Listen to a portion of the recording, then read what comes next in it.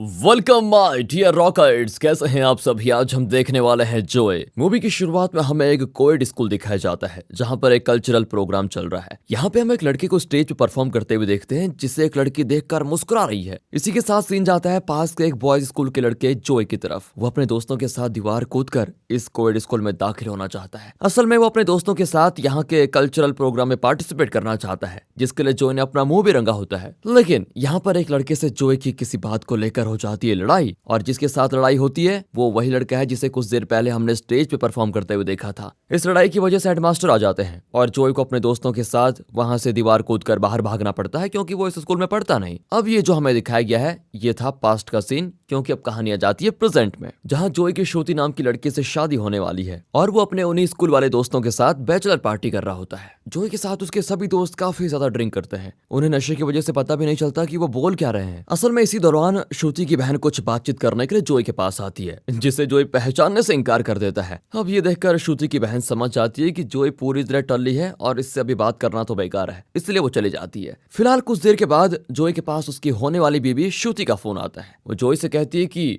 मैंने ये पापा से भी बोला लेकिन वो मेरी बात नहीं मान रहे हैं। मुझे इस शादी में कोई इंटरेस्ट नहीं है, इसलिए तुम प्लीज कोई बहाना करके ये शादी करने से मना कर दो। इस पर दूसरी तरफ से आवाज आती है, ठीक है मैं शादी से मना कर दूंगा। और ये सुनते ही श्रुति थैंक यू बोलकर अपना फोन काट देती है। इसी के साथ सीन शिफ्ट होता है 10 साल पहले के समय पर, जब जोई और उसके दोस्तों ने कोयम्बटूर के कॉलेज में एडमिशन लिया था। वहां पर जोई की नजर एक लड़की पर पड़ी जो रो रही थी। इस लड़की का नाम है सुचित्रा और वो किस्मत से जोई की क्लास में ही होती है। अब सुचित्रा को रोते हुए देखकर जोई अपने दोस्तों से कहता है कि जरा पता करो उसके बारे में ये है कौन। तो पता चलता है कि सुचित्रा असल में एक मलयाली लड़की है और यहाँ इस क्लास में उसके अलावा कोई और मलयाली लड़की है ही नहीं, इसलिए वो अकेले पढ़ने से जरा रो रही है। हालांकि वो बीते हुए दिनों के साथ ठीक भी हो जाती है। इसी दौरान एक दिन वो जोई को बुलाकर कुछ बातें सुनाती है उसको। अब ये देखकर जोई के दोस्त काफी ज्यादा हैरान भी होते हैं, क्योंकि जोई इतनी जल्दी किसी लड़की से बातचीत नहीं करता, जबकि इसने इससे दोस्ती भी कर ली और बातचीत भी शुरू हो गई। अब जोई जब बात करके वापस आता है तो उसके दोस्त उससे पूछते हैं कि आखिर सुचित्रा में तुम्हें दिखा क्या ऐसा। अब इस पर जोई बताता है कि मैं और सुचित्रा जब कंप्यूटर लैब में थे तब टीचर ने हमें और बाकी सबको अपना अपना बायोडाटा बनाने के लिए बोला, जिसमें हमारे बारे में सारी जानकारी थी।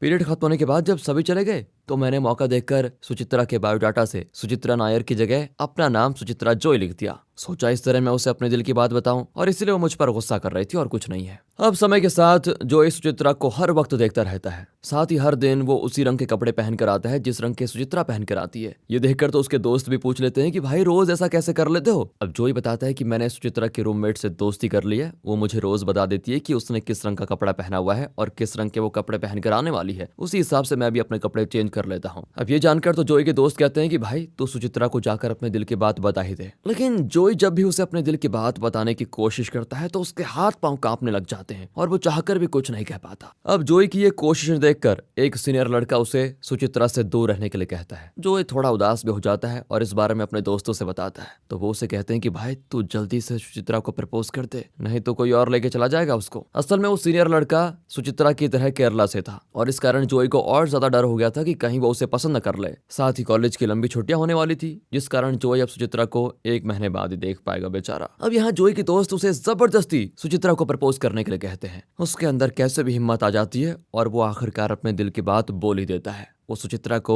आई लव यू बोलते ही क्लास से बाहर भाग जाता है। फिर जब कुछ देर के बाद वो वापस आकर देखता है तो सुचित्रा रो रही होती है, जिससे ऐसे रोता हुआ देखकर जोई अपने दोस्तों से कहता है कि तुम लोगों की वजह से देखो क्या हो गया, पहले कम से कम मुझसे थोड़ा बात तो कर लेती थी, अब मेरी शक्ल भी नहीं देखेगी। इसके बाद जब कॉलेज छूटता है तो जोई सुचित्रा से बात करने की काफी कोशिश करता है, पर वो हिम्मत नहीं कर पाता। अब इस पर जोई का दोस्त जिसका नाम शांता है वो सुचित्रा की फ्रेंड से पूछता है ओके है ना।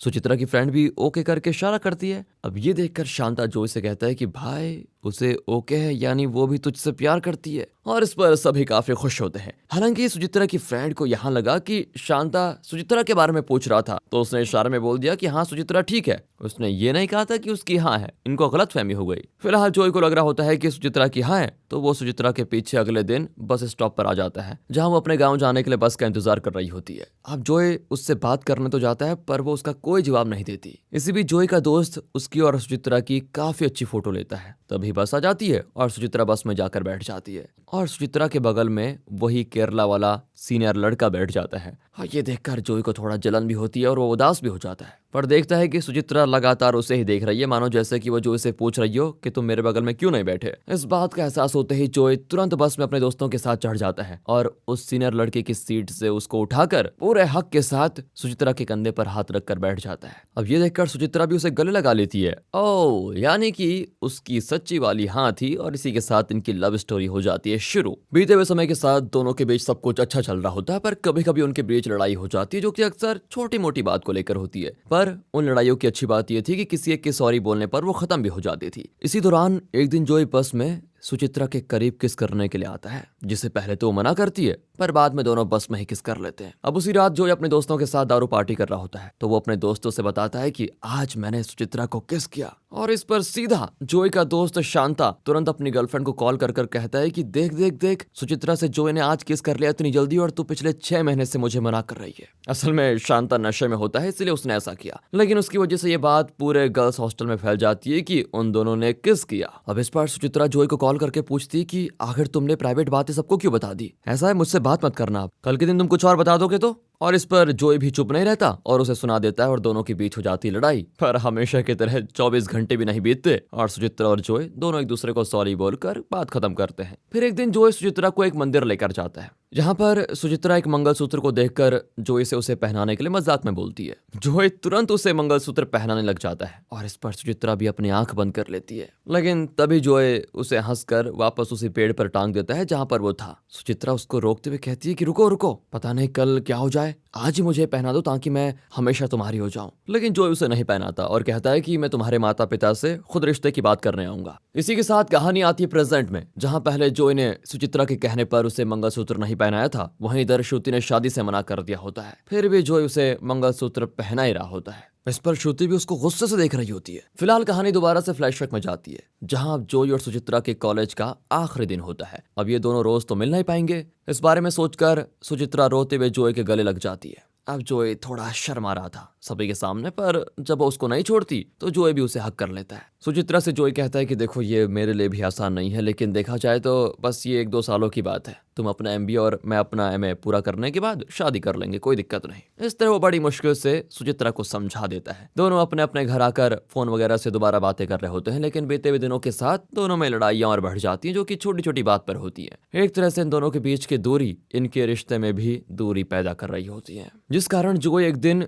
सुचित्रा से मिलने के लिए उसके गांव के एक लोकल रेलवे स्टेशन पर जाता है। दोनों 1 साल में पहली बार मिले होते हैं। आखिरी बार जो दोनों ने झगड़ा किया था वो दोनों भूल ही जाते हैं। हमेशा की तरह दोबारा सॉरी बोलकर खत्म करते हैं। फिर यहाँ दोनों के बीच दोबारा प्यार भरी बातें शुरू हो जाती हैं। जोई कहता है कि तुम्हारे पापा की वजह से मुझे डर लग रहा है कि कहीं वो हमारी शादी को मना न कर दे। उन्हें तुम्हारे लिए मलयाली लड़की की तलाश है, मुझे लगता है। अब समझ नहीं आता उनकी पुरानी सोच को कैसे बदले। अब जो यहाँ पर सुचित्रा के पिता के बारे में बोल रहा था तो सुचित्रा को अच्छा नहीं लगता, इसलिए वो फिर उसको उल्टा सीधा बोल देती है। यहाँ तक कि उसने जोई पर अपने पिता के बारे में उल्टा सीधा बोलने के लिए थप्पड़ भी लगा दिया था। फिर क्या था, जोई भी अपनी बाइक उठाता है और वहां से चल देता है। यहाँ फिर से अपनी गलती का एहसास करके सुचित्रा उससे माफी मांगती है, तो जोई उससे कहता है कि यार एक काम करो, हम अगले 6 महीने तक कोई बात नहीं करते हैं। कभी कभी ज्यादा बात करने की वजह से भी लोग एक दूसरे से बोर हो जाते हैं, हम एक दूसरे को थोड़ा स्पेस देते हैं। और ये बात सुचित्रा को पसंद नहीं आती, वो रोते हुए चली जाती है, जिस कारण अगले 2 दिनों तक दोनों के बीच कोई बातचीत नहीं होती। और फिर जोई से रहा नहीं जाता यार,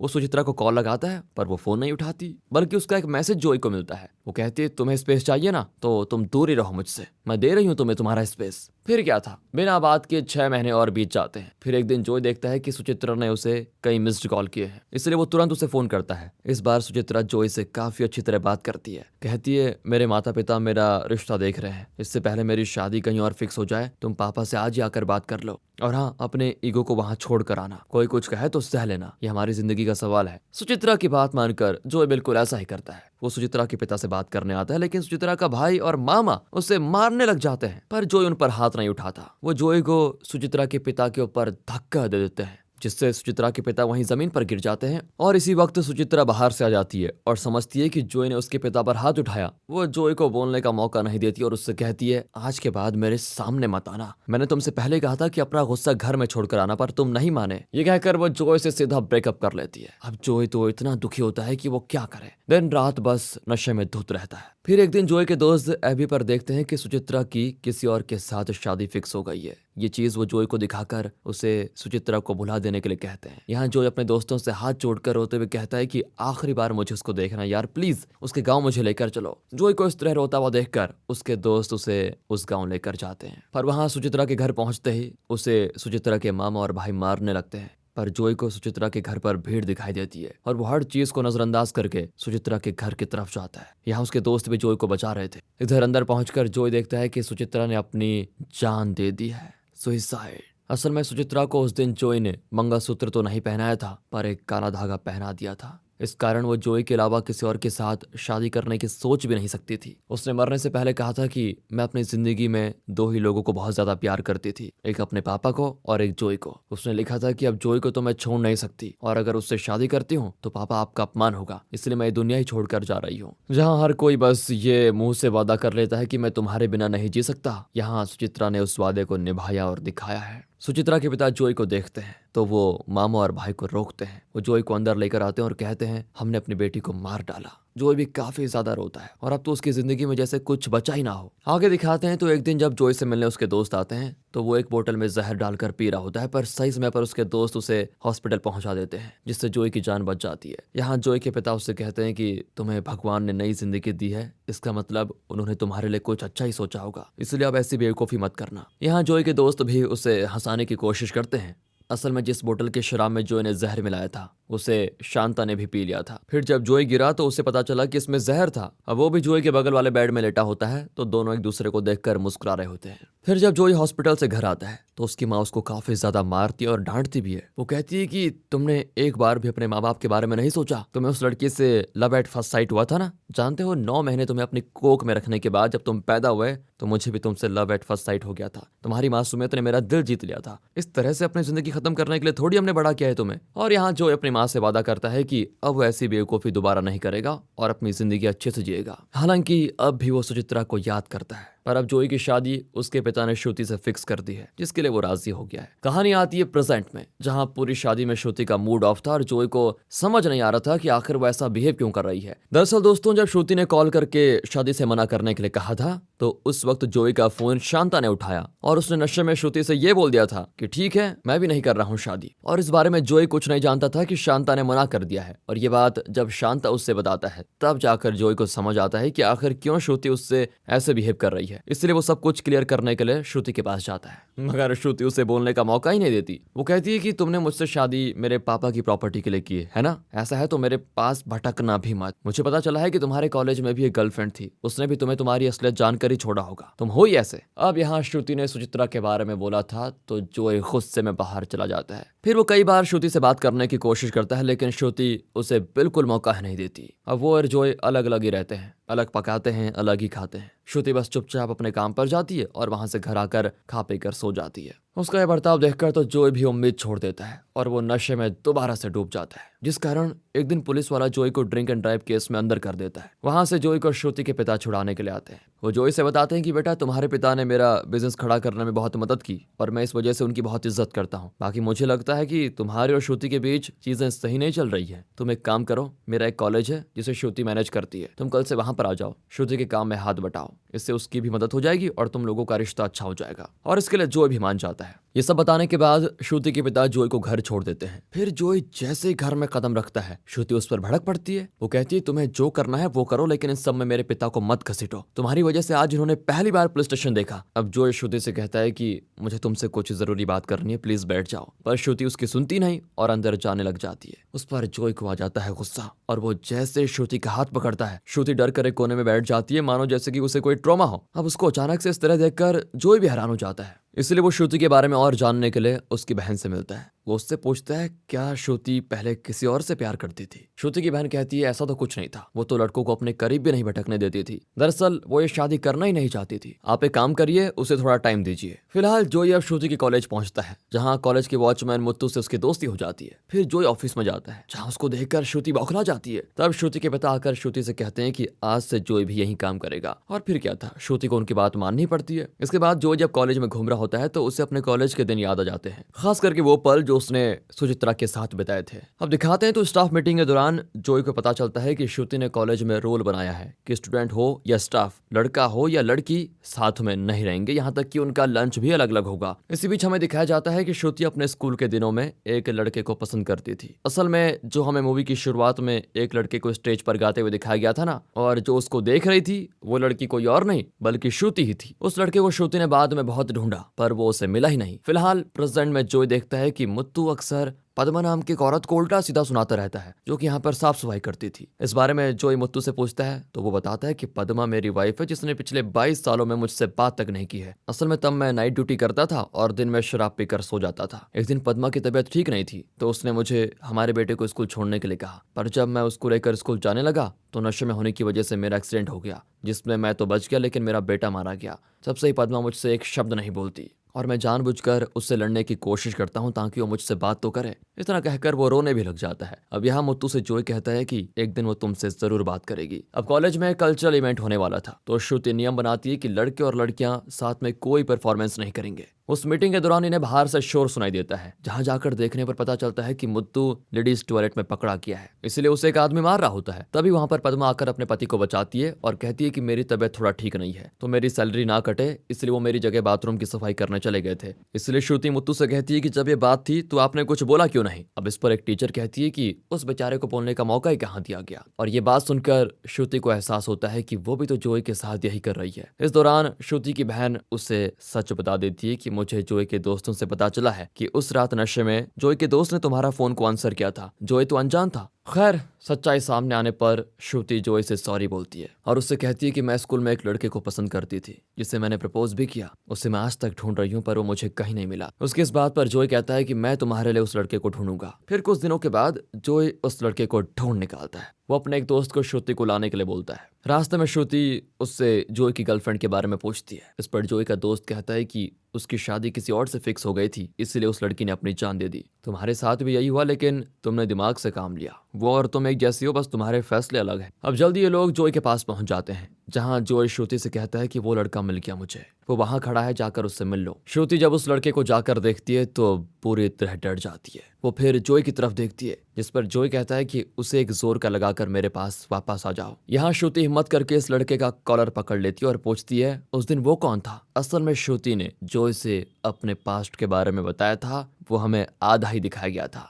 दरअसल जब श्रुति ने उस लड़के को स्कूल में प्रपोज किया तो उसने श्रुति को गले में ले जाकर उसके साथ जबरदस्ती करने की कोशिश की। उस वक्त वहां पर एक लड़के ने श्रुति को आकर बचाया जिसके मुंह पर सफेदी लगी हुई थी। ये असल में जो ही था। उसने उस दौरान श्रुति को बचाया और तब से श्रुति उसी को तलाश कर रही थी। शुरुआत में जोए श्रुति के स्कूल में ही घुसा था और उसी की वजह से लड़ाई भी हुई थी जिस कारण उसको भागना पड़ा। अब यहाँ वो लड़का भी जोए का नाम श्रुति से बताता है तो श्रुति बिल्कुल हैरान हो जाती है ये जानकर कि जिसे वो जिंदगी भर ढूंढ रही थी उसी से उसने शादी की हुई है। वो जोई से पूछती है कि जब तुम सब जानते थे तो ये नाटक क्यों किया। जोई कहता है कि अगर मैं बोलता तो तुम मेरा विश्वास कहाँ करती। साथ ही इस कमीने ने जो तुम्हारे साथ बचपन में किया इसे तुम्हारे हाथों थप्पड़ खिलवाकर वो भी तो पूरा करना था। ये सुनते ही श्रुति ठीक सुचित्रा की तरह उसे गले लगा लेती है जो कि पहले थोड़ा झिझकता है पर बाद में वो भी श्रुति को जोर से हक कर लेता है। इसके साथ एक हमें मैसेज दिया जाता है दोस्तों कि अगर आपको अपनी जिंदगी के मायने ना मिल रहे हो तो आपको आत्महत्या नहीं करनी चाहिए। ऊपर वाले ने आपके लिए कुछ जरूर बेहतर सोचा होगा जो कि आपको तभी मिलेगा जब आप अपनी जिंदगी को पूरी जिएंगे। ऐसी प्यारे संदेश के साथ ये मूवी होती है यहाँ पर खत्म। मिलते हैं ऐसी बेहतरीन लव स्टोरीज के साथ, तब तक के लिए गुड बाय, ख्याल रखिए अपना and finally thanks for watching.